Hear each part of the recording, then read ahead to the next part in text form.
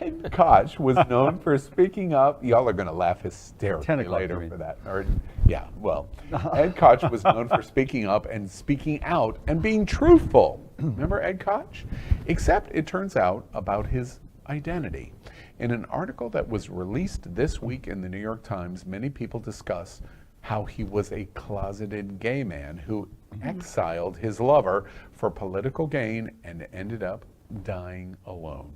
I'd swallow that question. Number 4. I'm so disappointed that NYC's mayor comes out, but 9 years after his death.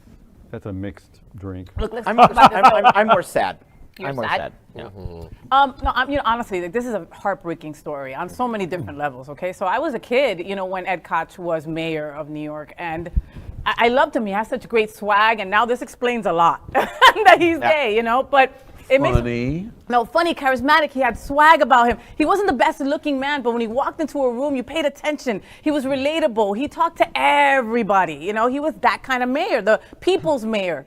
And, it would have been awesome for him to come out, even after his term, for the visibility, for the transparency of it all. I lived in New York those years. I was not as young as you. No, and those were the AIDS years, correct? But we all, all the people I knew that he was gay. It was just like, oh, really? No, I had no idea. we just talked. It was just like kind of a thing. You knew he was closeted, but it was just kind of, you knew he was gay. It was kind of just known amongst the people that I was hanging out with.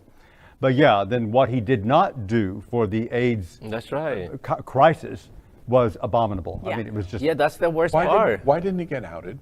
Today, there's no question he would got outed. no I think it was just, we didn't have social media, and it was just a different era. It was just, there was more of a hush-hush around everything.